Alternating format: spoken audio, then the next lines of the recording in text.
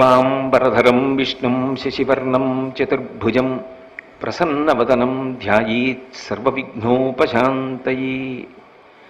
గురుర్బ్రహ్మా గురుర్విష్ణుః గురుర్దేవో మహేశ్వరః గురుః సాక్షాత్ పరం బ్రహ్మ తస్మై శ్రీ గురవై నమః.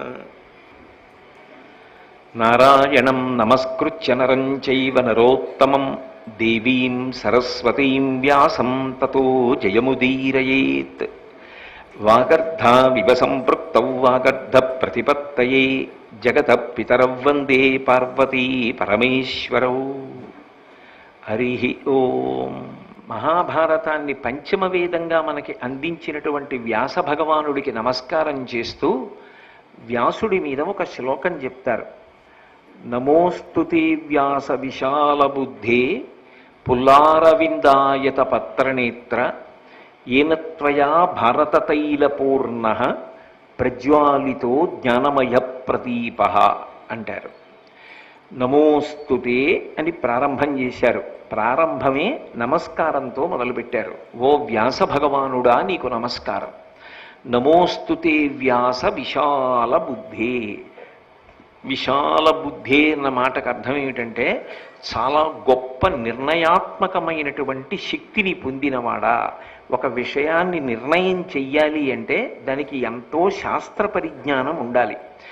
సాక్షాత్ బ్రహ్మగారి యొక్క అంశలో వచ్చినటువంటి వాడు కనుక పుట్టుకతోనే వేదములన్నింటినీ కూడా అవగతము చేసుకున్నవాడు కనుక ఆయన ఒక విషయాన్ని నిర్ణయించినట్లుగా నిర్ణయించడం అంత తేలికైన విషయం ఎవ్వరికీ కాదు కనుక నమోస్తుతే వ్యాస విశాల బుద్ధే పుల్లారవిందాయత పత్రనేత్ర.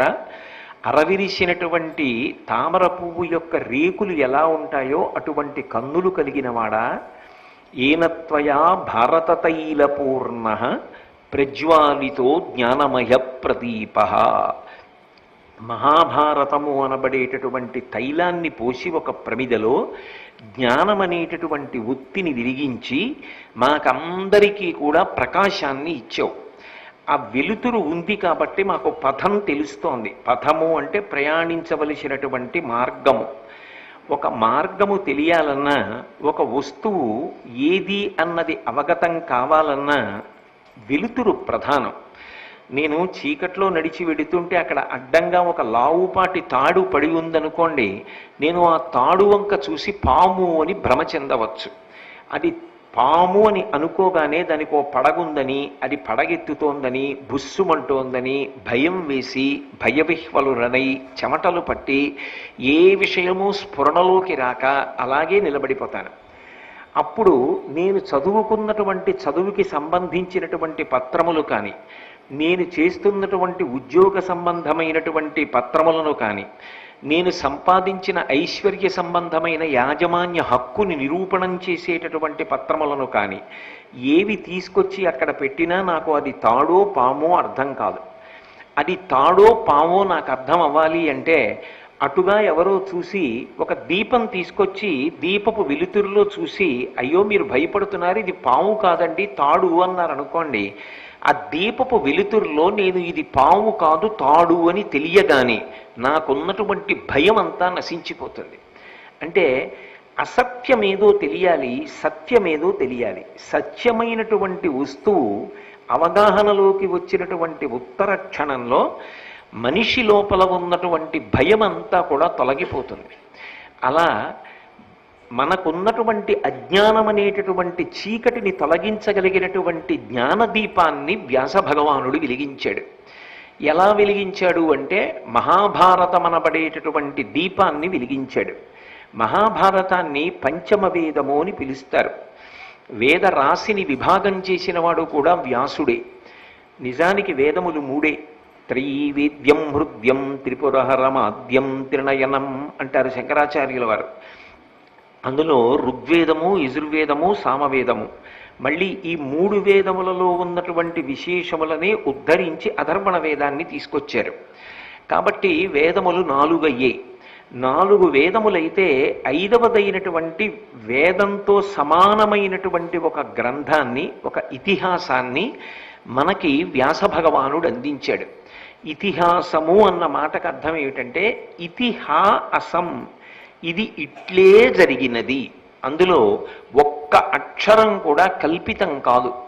ఆయన అందులో ఎవరి గురించి మాట్లాడుతున్నాడో, ఏ వంశాల గురించి ప్రతిపాదన చేస్తున్నాడో, ఎక్కడ ఏ విషయాలు జరిగాయని చెప్పారో అందులో ఒక్క అక్షరము కూడా కల్పింపబడినటువంటిది కాదు. అవి యథార్థముగా జరిగినటువంటి విషయములైతే వాటిని ఇతిహాసములు అని పిలుస్తారు. ఇతిహాసమునకుండే లక్షణం ఏమిటంటే, ఇతిహాసమును రచించినటువంటి వ్యక్తి ఎవరుంటారో ఆయన కూడా ఇతిహాసంలోనే అంతర్భాగమై ఉంటాడు. ఉదాహరణకి శ్రీరామాయణం ఉందనుకోండి, అది ఇతిహాసము. శ్రీరామాయణాన్ని రచించినటువంటి వారు వాల్మీకి మహర్షి. అసలు రామాయణ ప్రారంభంలోనే వాల్మీకి మహర్షి యొక్క ఆశ్రమానికి నారదుడు రావడం దగ్గర ప్రారంభం అవుతుంది. అలాగే సీతారాములు ఇద్దరూ విడిపోయినప్పుడు కూడా సీతమ్మ తల్లి వస్తే ఆశ్రమంలో ఉండడానికి అవకాశం కల్పించినటువంటి వాడు వాల్మీకి మహర్షి. ఎన్నో పర్యాయములు శ్రీరామాయణంలో వాల్మీకి మహర్షి కనపడతారు. అంటే తనని తాను అందులోకి వచ్చేటట్టుగా రచించారని కాదు, ఆయన కాలమునందు యథార్థముగా జరిగినటువంటి విషయాన్ని ఆయన అందించారు. అందుకే రామాయణము కానీ, భారతము కానీ, భాగవతము కానీ ఈ మూడు కూడా కల్పింపబడినటువంటి వాంగ్మయం కాదు. వాటిని ఇతిహాసములు అని పిలుస్తారు. ఇతిహాసము అంటే ఇవి ఇట్లే జరిగినది, ఇందులో ఒక్క అక్షరము కూడా కల్పింపబడినది కాదు. ఇప్పుడు మహాభారతంలో వ్యాసుడు కూడా అంతర్భాగం. ఆది పర్వం దగ్గర నుంచి చాలా పర్వాలలో వ్యాసుడు కనపడుతూనే ఉంటాడు. అసలు భారతాన్ని రచించినవాడు వ్యాసుడే, ఆ భారతంలో కనపడుతున్నవాడు వ్యాసుడే. ఎన్నో చోట్ల వ్యాసుడు కనపడతాడు. కానీ కనపడడం అంటే అది ఏదో కాకతాళీయంగా కనపడడం కాదు. కాకతాళీయము అన్న మాటకు అర్థం ఏమిటంటే, ఓ తాటి చెట్టు మీద కాకి ఎంత హేళగా వాలుతుందో అలా ఏదో సందర్భం లేకుండా కనపడడం కాదు. ఎక్కడెక్కడ తన యొక్క రాక అవసరమో అక్కడక్కడ మహాభారతంలో వ్యాసుడు కనపడుతూ ఉంటాడు. అలా కనపడ్డాడు అంటే ఆయన తప్పకుండా ఏదో ఒక మహోపకారాన్ని చేస్తూ ఉంటాడు. ఆయన అలా మహోపకారమన్నా చేస్తాడు, సమాజానికి ఏదో ఒక అద్భుతమైనటువంటి విషయాన్ని చెప్పి అందిస్తాడు. అందుకే భారతంలో వ్యాసుడు ఎక్కడెక్కడ కనపడినా దాని వెనక ఏదో ఒక విశేషమైనటువంటి ప్రయోజనం ఉంటుంది. కాబట్టి అది ఇతిహాసమైంది. అటువంటి ఇతిహాసమునందు వ్యాస భగవానుడు మనందరికీ కూడా జ్ఞాన మార్గాన్ని అందించాడు, జ్ఞానాన్ని అందించాడు, జ్ఞాన జ్యోతిని వెలిగించాడు. ఇప్పుడు అది పంచమ వేదం ఎందుకయింది? దాన్ని పంచమ వేదము అని పిలవడానికి కారణం ఏమిటి? రామాయణాన్ని అలా పిలవలేదుగా, ఆది కావ్యము అని పిలిచారు, లేదా వేదోపబృంహణము అని పిలిచారు. భాగవతాన్ని అలా పిలవలేదు. కానీ భారతం దగ్గరికి వచ్చేటప్పటికి దాన్ని పంచమ వేదము అని పిలిచారు. ఎందుకు పంచమ వేదము అని పిలవబడింది అంటే, ఈ సృష్టిలో 84 లక్షల జీవరాశులు ఉన్నాయి. ఈ 84 లక్షల జీవరాశులు ప్రధానంగా 4 విభాగాలుగా జన్మిస్తాయి అని చెప్పి మనకి వేదం చెప్తోంది. జరాయుజములు, అండజములు, స్వేదజములు, ఉద్భుజములు అని 4 రకాలుగా వస్తాయి ప్రాణులు. జరాయుజములు అంటే మావి చేత పుట్టేవి. చాలా ప్రాణులు మావితో పుడతాయి. మన గోశాల్లో ఆవులు ఈనినప్పుడల్లా దూడలు మావితో పుడుతూ ఉంటాయి. మావితో పుట్టినటువంటి ప్రాణులను జరాయుజములు అని పిలుస్తారు.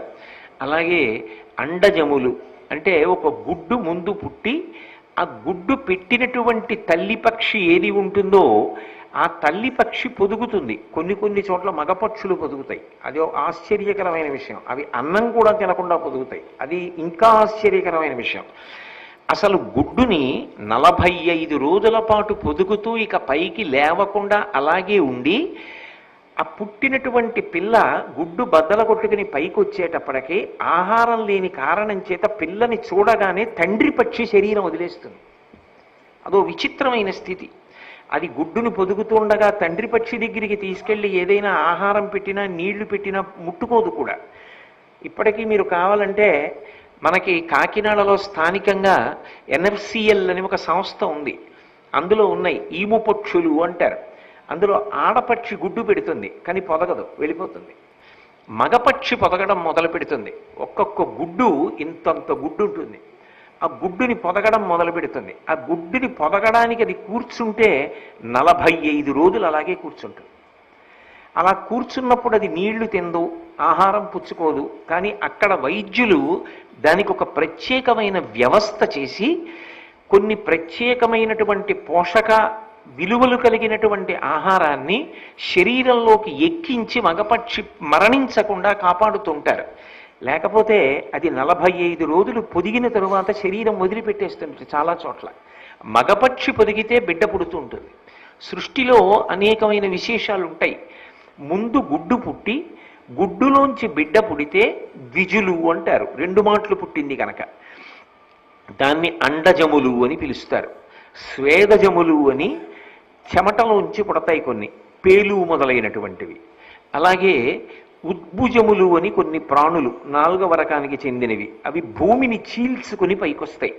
ఒక విత్తనం ఉందనుకోండి, బీజస్యంతరివంకురు జగదిదం ప్రాంగ్ నిర్వికల్పం పునః మాయా కల్పిత దేశకాల కలనా వైచిత్ర చిత్రీకృతం అంటారు శంకర భగవత్పాదులు దక్షిణామూర్తి స్తోత్రంలో. అలా ఒక గింజని తీసుకెళ్లి భూమి లోపల పెడితే అందులోంచి వచ్చినటువంటి అంకురం భూమిని చీల్చుకుని చెట్టుగా పైకొస్తుంది. భూమిని చీల్చుకుని పైకొచ్చి పెరిగితే దాన్ని ఉద్భుజము అని పిలుస్తారు. 4 రకాలుగా ప్రాణులు వస్తాయి. ఇందులో ఏ ప్రాణికి కూడా ధర్మము అన్న మాట అన్వయం కాదు. మీరు చాలా జాగ్రత్తగా గమనించవలసినటువంటి విషయం. బహు గంభీరమైన విషయాన్ని నేను ప్రతిపాదన చేస్తున్నా. మిగిలిన వాటన్నింటికీ కలిపి ఒకటే ధర్మం, పశుధర్మం అంటారు. పశుధర్మం అన్న మాటకు అర్థం ఏమిటంటే షడూర్ములని ఉంటాయి. 6 రకములైనటువంటి శరీరమునకు మనసుకు సంబంధించినటువంటి అవసరములను ఊర్ములని పిలుస్తారు. ఆకలి శరీర సంబంధం. ఆకలి వేసిందనుకోండి, ఏదో ఒకటి తినాలి. అప్పుడు దానికి ధర్మంతో సంబంధం ఏం లేదు. ఒక పెద్ద పులి ఉందనుకోండి, దానికి ఆకలి వేసింది. ఆకలిస్తే నిండు చూలాలై ఇక ప్రసవించడానికి సిద్ధంగా ఉన్నటువంటి జింకాని కూడా చూడకుండా వెంట తరిమి చంపేస్తుంది. భాగవతంలో అటువంటి సందర్భం ఒకటి ఉంది కదా. చంపేస్తే అటువంటి సమయంలో కింద పడిపోయినటువంటి జింక పిల్లని కూడా కొట్టి చంపి తినేస్తుంది. అప్పుడు పులికి పాపం వచ్చిందా అంటే ఉండదు. ఎందుకంటే అది దాని ధర్మం అంతే. ఆకలేస్తే తినేస్తుంది. దానికి యుక్తాయుక్త విచక్షణ ఏం ఉండదు. కాబట్టి ఒకటి ఆకలి, 2 దప్పిక. దాహం వేసిందనుకోండి, ఇది అభిషేకానికి పట్టుకెడుతున్న నీళ్ళ లేకపోతే ఇది పవిత్రమైన సరోవరమా, ఇటువంటి వాటితో సంబంధమే ఉండదు. అది అక్కడ నీళ్లు తాగేస్తుంది అంతే, ఇంగిలి చేసేస్తుంది. అలాగే జర అంటే వృద్ధాప్యం.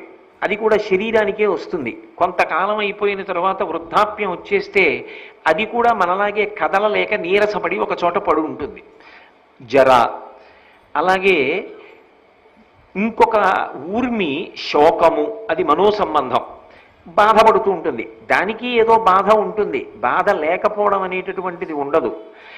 ఏదో మీరు అనేక చోట్ల చూసి ఉంటారు, కుక్కలు వాటి పిల్లల మించి ఏదైనా వాహనం వెళ్ళిపోతే దాని కన్నుల ముందు ఆ పిల్ల వెళ్ళిపోవడాన్ని చూసి తట్టుకోలేక అది మనసులో గుర్తుండిపోయి ద్విచక్ర వాహనాలు వెడుతున్నప్పుడు ఆ క్రోధం మనసులో ఉండిపోయి వెంట పడుతూ ఉంటాయి. శోకము, లోపల శోకం ఉండిపోతుంది. మోహము అంటే అజ్ఞానం. అది దాటడం వాటికి సాధ్యం కాదు. ఎందుకని అంటే అవి శాస్త్రాన్ని చదువుకోవడం ఎలా కుదురుతుంది, గురువుగారిని సేవించడం ఎలా కుదురుతుంది, భగవంతుణ్ణి ఎలా సేవిస్తాయి? అందుకని వాటికి అది సాధ్యం కాదు. అందుకే ఆకలి, దప్పిక, శోకము, మోహము, జర అంటే వృద్ధాప్యము, చిట్ట చివరిది మరణము శరీరాన్ని విడిచిపెట్టేస్తాయి. అది ఎవరైనా కానివ్వండి శరీరాన్ని విడిచిపెడతాయి. ఇవే తప్ప వాటికి ధర్మమన్న మాట అన్వయం కాదు. ధర్మమన్న మాట ఎవరికి అన్వయం అవుతుంది అంటే ఒక్క మనుష్యునకు మాత్రమే ధర్మం అన్వయం అవుతుంది. ఎందుకని అంటే జంతువునాం నరజన్మ దుర్లభం. అన్ని ప్రాణులలోకి ఉత్కృష్ట ప్రాణి ఏది అంటే ఒక్క మనుష్యుడే. మిగిలినవన్నీ వెన్నుపాం భూమికి అడ్డంగా ఉండేటట్టుగా పుట్టి భూమికి అడ్డంగా వెన్నుపాం పెరిగేటట్టుగా పెరుగుతున్నాయి. ఒక్క మనుష్యుడు భూమికి అడ్డంగా పుట్టి నిలువుగా పెరుగుతున్నాడు. అంటే దాని అర్థం ఊర్ధ్వముఖ చలనం చేసి భగవంతుణ్ణి తెలుసుకో. నువ్వెవరో నువ్వు తెలుసుకునేటటువంటి ప్రయత్నం చెయ్యి. నువ్వు కేవలంగా ఈ షడూర్ములను మాత్రమే అనుభవించడానికి ఈ భూమి మీదకి రాలేదు. నువ్వు శాస్త్రాన్ని చదవగలవు, గురువుగారి పాదములు పట్టుకోగలవు, నువ్వు సంసార సముద్రాన్ని దాటగలవు. భక్తి జ్ఞాన వైరాగ్యములనేటటువంటివి కేవలముగా మనుష్యుడికి మాత్రమే ఉన్నాయి. అందుకని నువ్వు భగవత్తుని యొక్క కథలు, భాగవతుల యొక్క కథలు తెలుసుకుంటూ ఉండాలి. అమరేంద్రాదుల కొల్చు భంగి జనుల జక్షు సేవించగా విమల జ్ఞాన విరక్తి ముక్తి నొసగున్ వేయేల భూనాథ తత్ కమలాధీశు కథా సుధారస నదీ కల్లోల మాలా పరిభ్రమమెవ్వానికి నైన కర్ణయుగళీ పర్వంబు కాకుండునే అంటారు భాగవతంలో. ఆ భగవంతుని యొక్క కథలను శ్రద్ధతో ఆలకించినటువంటి వాడు భక్తి వైరాగ్యము చిట్ట చివర జ్ఞానమును పొంది ఆ జ్ఞానము వలన ఇక పుట్టవలసినటువంటి అవసరాన్ని పోగొట్టుకుని పునరావృత్తి రహిత శాశ్వత శివ సాయుధ్య స్థితిని పొందుతున్నాడు. ఇందులో మనుష్యునికి మాత్రమే ధర్మం అన్వయమవుతుంది. కాబట్టి ధర్మం అనేటటువంటి మార్గాన్ని సువ్యవస్థితం చెయ్యాలి. ఎక్కువ మంది నడిచేటటువంటి మార్గాన్ని చాలా జాగ్రత్తగా ఎలా సిద్ధం చేస్తారో, ధర్మం అనేది మనుష్యునకు అత్యంత ప్రధానం. కాబట్టి ఆ ధర్మ మార్గాన్ని చూపించాలి. ఏది ధర్మము అన్న ప్రశ్న వచ్చిందనుకోండి, నాకు ఏది మంచిదనిపిస్తే అది నేను ధర్మం అంటాను. నా పక్కనున్నవారు అలా కాదండి, నాకు ఇది సౌకర్యం కాబట్టి ఇది ధర్మము అంటాడు. ఏది ధర్మం అప్పుడు అంటే ధర్మాన్ని నిర్ణయించవలసినటువంటిది మనుష్యులు కాదు. ఊపిరి తీస్తూ మాట్లాడలేను, ఊపిరి తీయకుండా మాట్లాడలేను, ఊపిరి తీసిన ఊపిరిని విడిచిపెట్టేటప్పుడు వాక్కులుగా మారుస్తాను. భగవంతుడు కూడా ధర్మాన్ని మనందరికీ చెప్పడానికి ఆయన వాక్కుల ద్వారా అందించాడు. అందుకే వేదము ఆయన యొక్క వాక్కు అపౌరుషేయము, అది ఎవ్వరి చేత రచింపబడలేదు, అది భగవంతుని యొక్క వాక్కు. ఆ వాక్కు ద్వారా ఆయన ధర్మాన్ని నిర్ణయం చేశాడు. ఈ ధర్మంలో ఒక సంక్లిష్టమైన స్థితి ఉంటుంది. ధర్మము సత్యముల ఎప్పుడూ మారకుండా ఉండదు. ధర్మము నిరంతరము మారిపోతుంది. కాలమును బట్టి మారిపోతుంది, దేశమును బట్టి మారిపోతుంది, ఆశ్రమాన్ని బట్టి మారిపోతుంది. ఒక కాలమునందున్న ధర్మం ఒక కాలమునందు ఉండదు. మీరు మహాభారతాన్నే పరిశీలిస్తే కొన్ని విషయాలు భారతంలో కనపడతాయి. అవి ఆ యుగంలో ధర్మం, కలియుగం వచ్చేటప్పటికి అది ధర్మం కాదు. అప్పుడు చేశారు కదండి, ఇప్పుడు మేము చేస్తామంటే కుదరదు. ఆ యుగంలో అది ధర్మం, ఈ యుగంలో ధర్మం కాదు. సంధ్యావందనం చేసి భగవంతుణ్ణి ఆరాధన చెయ్యాలి, అది ధర్మం. మధ్యాహ్నం అయిందనుకోండి అర్ధార్జన చెయ్యాలి, అది ధర్మం. ప్రదోషవేళ అయిందనుకోండి భగవంతుణ్ణి ఆరాధన చెయ్యాలి, అది ధర్మం. చీకటి పడిందనుకోండి ధార్మిక భోగాన్ని అనుభవించవచ్చు, అది ధర్మం. ధర్మం మారిపోతోందా లేదా? నేను ఇక్కడ కూర్చున్నాను అనుకోండి, నా బుర్రకి తోచినవి నేను మాట్లాడకూడదు, శాస్త్రము చేత ప్రతిపాదింపబడింది మాత్రమే నేను చెప్పాలి. కాబట్టి ప్రవచనం చేసేవాడిగా ఇది నా ధర్మం. ఇక్కడ నేను పైన కూర్చుంటాను, మీ అందరూ నన్ను గౌరవిస్తారు. రేపు నేను ఉద్యోగం చేసే కార్యాలయానికి వెళ్ళాను అనుకోండి, నా అధికారి కనపడినప్పుడు లేచి నిలబడి నమస్కారం చెయ్యాలి, అది నాకు ధర్మం. నిన్న నేను ఎత్తు మీద కూర్చున్నానండి, అందరి నమస్కారాలు అందుకున్నానండి, ఇక్కడ కూడా నేను ఎవరికి నమస్కారం పెట్టనండి అనకూడదు. అక్కడ అధికారికి నమస్కారం చెయ్యాలి, అది ధర్మం. ధర్మం వంట పట్టిందనుకోండి మనిషి ప్రశాంతంగా ఉంటాడు, ఒదగడానికి ఇబ్బందులేం ఉండవు.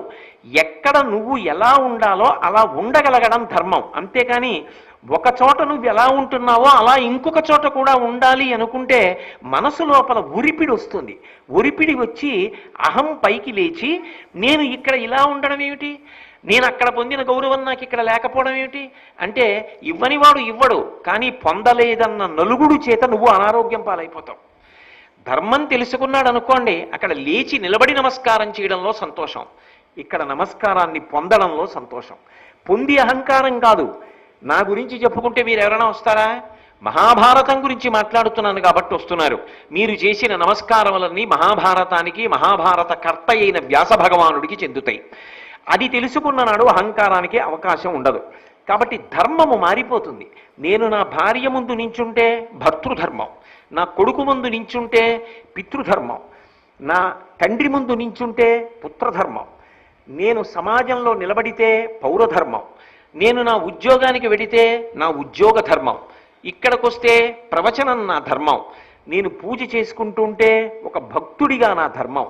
ఎప్పుడూ ధర్మం మారిపోతూ ఉంటుంది, నిరంతరంగా మారుతుంది. దేశమునందు మారుతుంది, కాలమునందు మారుతుంది. నేను ఇక్కడ ఉంటే ఇంట్లో ఎంత పూజ చేస్తానో అంత పూజ నేను వేరొక ఊరు వెళ్ళినప్పుడు చెయ్యడం కుదరదు. అప్పుడు ఈ పూజలో 10వ వంతు చేసినా సరే సరిపోతుంది, మిగిలింది మానసికంగా పూర్ణం చేసుకోవచ్చు. కాబట్టి మారిపోతూ ఉంటుంది ధర్మం. మారిపోతున్న ధర్మాన్ని ఎవరు చెప్పాలి? నువ్వు వీళ్ళ ముందిలా బ్రతకాలి, ఈ చోట నువ్వు ఇలా ఉండాలి అని చెప్పడానికి అధికారం ఎవరిది అంటే వేదమునకు మాత్రమే అధికారం ఉన్నది. మొదటి ప్రమాణం ఏది అంటే వేదం. నాకు వేదం తెలియదండి అన్నారనుకోండి, శృతి తెలియకపోతే స్మృతి ప్రమాణం. స్మృతి ఎక్కడి నుంచి వస్తుంది అంటే వేదంలోంచే స్మృతిని తీస్తారు. కొన్ని విశేషాల్ని ఒక క్రమ పద్ధతిలో తీసుకొచ్చి అందిస్తే దాన్ని స్మృతి గ్రంథము అంటారు. అలా వ్యాసుడి యొక్క తండ్రి అయిన పరాశర మహర్షి అందించారు, పరాశర స్మృతి అంటారు. కాళిదాస మహాకవి శృతేరివార్ధం స్మృతి రన్మగచ్చత్ అంటాడు. ఆవు వెంట దూడ ఎలా నడిచి వెడుతుందో శృతి వెంట స్మృతి అలా నడుస్తుంది. అందుకని శృతి, వేదం తెలియకపోతే స్మృతి చదువుకోవాలి, స్మృతి ప్రమాణం. నాకు స్మృతి కూడా తెలియదండి అన్నారు అనుకోండి, పురాణం ప్రమాణం. మహాభారతాన్ని బాగా చదువుకున్నారనుకోండి, రామాయణం బాగా చదువుకున్నారనుకోండి, తండ్రి గారి తద్దినం పెట్టేటప్పుడు రామచంద్రమూర్తి ఎలా ప్రవర్తించాడో చదువుకుంటే ఇంట్లో తండ్రి గారి తద్దినం పెట్టేటప్పుడు నువ్వు కూడా అదే మార్గాన్ని అనుసరించవచ్చు. అప్పుడు పురాణము ధర్మము. పురాణం కూడా నాకు తెలియదండి అన్నారనుకోండి, శిష్టాచారం ధర్మం. సమాజంలో శాస్త్రం చదువుకుని ప్రవర్తించేటటువంటి వ్యక్తి ఎలా ప్రవర్తిస్తాడో ఆయన నడవడిని ఆదర్శంగా తీసుకుంటారు. కాబట్టి అది ధర్మం. అది కూడా అటువంటి వాళ్ళు కూడా లేరండి మాకు ఊళ్ళో అన్నారనుకోండి, ఉండకపోవడం ఉండదు, మనకి తెలియలేదు అనుకోండి, అప్పుడు ఏం చేయాలి? అంతరాత్మ ప్రబోధం ధర్మం. లోపల నుంచి ఎప్పుడూ మంచి వాక్కు వినపడుతూ ఉంటుంది, ఇది ఇలా చెయ్యకురా తప్పురా అంటూ ఉంటుంది. అంతరాత్మ ప్రబోధం ధర్మం. ఈ 5ంటిని ధర్మానికి ప్రమాణవాక్యములు అని పిలుస్తారు. ఈ ధర్మాన్ని సువ్యవస్థితం చెయ్యాలి. వేదాన్ని అందరూ చదవగలరా? ఒకవేళ వేదం చదువుకున్నా వేదం యొక్క భాష్యాన్ని చదువుకోగలరా? చదువుకుని వేదంలో చెప్పినటువంటి ధర్మాన్ని అందరూ అర్థం చేసుకోగలరా? అర్థం చేసుకోలేరు. ధర్మమునకు మిగిలిన పురుషార్థములు కలవాలి. ధర్మ అర్థ కామ మోక్ష అంటారు. కానీ ఇందులో అర్థము ధర్మము చేత కట్టుబడాలి. నేను సంపాదించేది ధార్మికంగా సంపాదించాలి, నేను ఖర్చు పెట్టేది ధార్మికంగా ఖర్చు పెట్టాలి. నాకు ఏదైనా కోరిక పుడితే ధార్మికమైన కోరిక అయి ఉండాలి. నేను తీర్చుకుంటే ధార్మికమైన మార్గంలో తీర్చుకోవాలి. ధర్మబద్ధమైన అర్థము, ధర్మబద్ధమైన కామము మోక్షానికి దారితీస్తుంది. ధర్మము ప్రధానము. ఈ ధర్మం గురించి చెప్పాలి. ఈ ధర్మం గురించి చెప్పలేదనుకోండి, ఎలా అందుతుంది మనుష్యులకు? వేదం అందరూ ఎక్కడ చదువుకుంటారు? వేదాంతర్గతమైన ధర్మాన్ని ఎలా తెలుసుకుంటారు? అందుకే ఇతిహాస రూపంలో మనందరికీ అర్థం అవడానికి వీలుగా అదే ధర్మాన్నంతటినీ కూడా మహానుభావుడైనటువంటి వ్యాసుడు మనకి అందించాడు. మహాభారతం చదువుకుంటే ఏం తెలుస్తుంది అంటే ధర్మమేది, అధర్మమేది. అందులో వ్యాసుడి యొక్క గొప్పతనం ఏమిటంటే 2 దారులు పరిచయం చేస్తాడు. ఇది ధర్మ మార్గం, ఇది అధర్మ మార్గం. బుద్ధి నీకు పరమేశ్వరుడు ఇచ్చాడు. ధర్మ మార్గంలో వెడతావా వెళ్ళు, అధర్మ మార్గంలో వెడతావా వెళ్ళు, నీ ఇష్టం. అయితే ధర్మ మార్గంలో వెళ్ళిన వాళ్ళు ఎక్కడికి వెళ్ళారు? మహాభారతం చదివితే